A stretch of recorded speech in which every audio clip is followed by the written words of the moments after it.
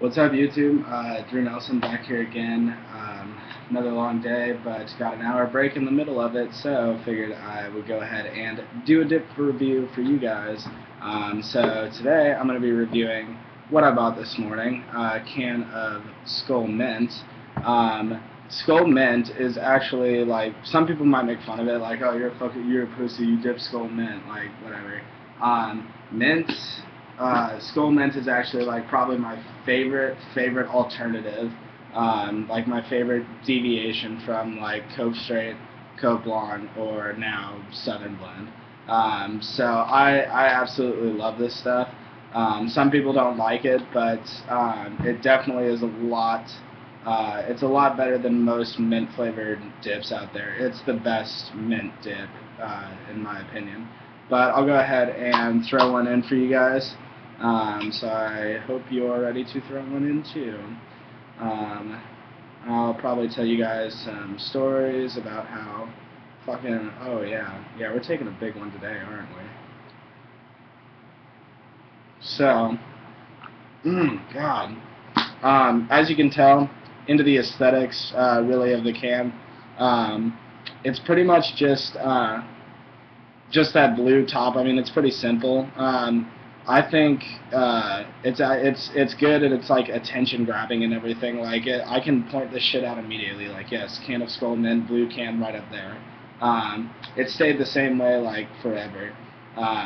But I absolutely love this dip. Pretty much like any time of the year. Um, but particularly I like it in the wintertime. And you might be asking yourself, like, why is that? Because it's kind of like a cooling dip. Sorry, I'm sore on this side, so I gotta, like, fucking move it to this side now. Um, you might be asking yourself, like, why choose Skoal, Mint in the middle of winter when it already is cold, and this is like a cold dip. Um, it's just like it's so calming, like, and it's better than, especially if like I take a dip before I go on a date or something like that. I hope to God my girlfriend isn't watching this right now, but like, before I go on a date, like this is a good dip to take driving to the date, because it doesn't, reek like fucking Coke Long or Coke Straight or anything like that. Coke Straight actually isn't that bad. I take that back. Coke Long though is pretty rough. So this is something I would definitely recommend for, if you're a first-time dipper, or even if you're just like, you've been dipping for a while and you just want to like mix it up a little bit. This is always a good choice. They actually have this is the just normal long cut. It's a little more expensive than another blend that they have called Skoal Extra, which is pretty much just like cheaper tobacco. I don't think it's as good, but it's cheap as shit. So like if you're on a budget, Skoal Extra Mint is really a good buy too. So yeah, I mean that's about it. If you guys want to see it, it's about a standard cut. It's not too long. It's not too short, or too fine rather. It's just kind of it pinches pretty easily, and god damn it, I just love because you throw it in your lip, right, and immediately you're just hit with like this cooling sensation. Like it's like someone put an ice cube in your lip. Like it's really good. I love it. Can't say that I'm maybe too happy about like I can't even imagine like what kind of flavorings or like preservatives or whatever the fuck goes into this stuff to make it taste that way. It's probably really fucking unhealthy for you, but I don't really care because I fucking love this stuff. So yeah, I mean that's pretty much it. If you guys want to hear some stories, oh my god, what should I even tell you? My life is so not hectic. It's just like fucking. I'm back at school. Like I miss the shit out of my girlfriend. It's just like, fuck, man. Like I'm back at school. I have to like deal with goddamn liberal professors who are just gonna like do nothing but force like Democrat and not that like I agree like or one way or the other. Like I don't want to start a fucking political debate. Like, but I don't know. It's like this is the South. Everybody's like forgotten country, like conservative, good old like fashion values. I don't know. It's like that's what drew me to it. And some of the fucking professors here are just assholes. Like there's asshole professors in every school, but like here it's not as common here as like it would be at like a CU Boulder, or like a Berkeley, obviously. But like, fuck, man. Like, why do you have to bring politics into everything? Just like teach me Newton's law, or like how to fucking find the slope of the tangent line and shut the fuck up. Like, I just don't get it. I don't know. That kind of brings up another rant about just how political correctness is fucking killing this country.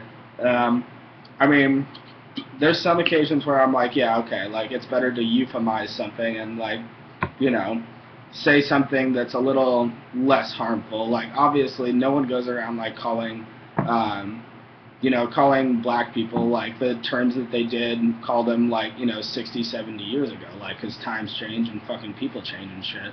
But like, when you talk about, I read this the other day, they're actually revising some novel. I think it might be Tom Sawyer, which is a goddamn shame because Tom Sawyer is one of the best books I've ever fucking read. But they're revising it to remove the N-word from it.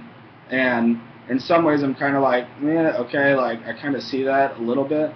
But at the same time I'm like, dude, that is the way that Mark Twain, aka Samuel Clemens, wrote it. Like, you're fucking altering his words. You're putting fucking words in Mark Twain's mouth. And of all the people that would hate to have words put in their mouth, I'm pretty sure Mark Twain's probably up there like, oh, fuck all of you. Fuck all of you. But like, you're altering the historical context in which the book was written for. Like, that's why it's such a classic book, is because it has those colloquialisms and like those terms that you wouldn't hear anywhere else. But like in Tom Sawyer, and now that they're fucking changing it, and I'm just like, well, fuck, like, what are we doing? Like, I don't know, that, we just got done with a huge long talk on, like, preventing suicide in our residence, and like, suicide's obviously no laughing matter. Like, fuck, man, I've been around that shit, like, in high school. Like, I've seen people, dealing with friends who like go through it, or like, God forbid, like parents or something like that. But like this whole fucking movement for self-esteem and like, oh, like feel good about yourself, like, all that kind of bullshit. It's just like, God damn it, man. Like, if you're interested, George Carlin does a great bit on this very same subject, and so I'm gonna quote him here. But he pretty much said, like, if every child is special, right? Like, you're a little kid and like you're told from the fucking day you're born, oh, you're so special, like you're so unique, like your life is a masterpiece, like it's an original, don't be a copy, like all that kind of bullshit.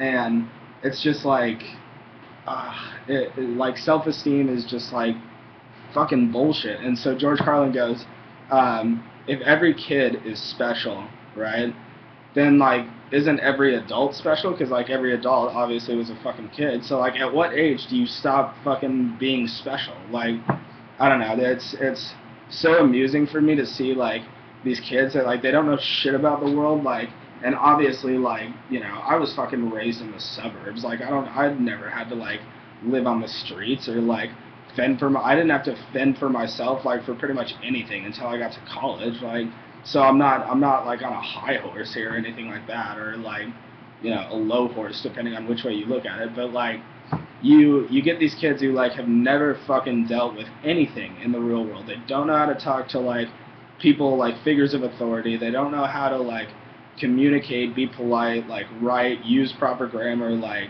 behave around like older people. And like, they just expect the fucking world to be given to them. Like, it's unbelievable to me. Like, if you saw like 20 years ago, this is another Adam Carolla quote from a Joe Rogan podcast actually, and he's telling a story about how he was like rolling around with his dad one time, and they saw a sick Rolls Royce like rolling down the street. It was like looking all like fancy and everything.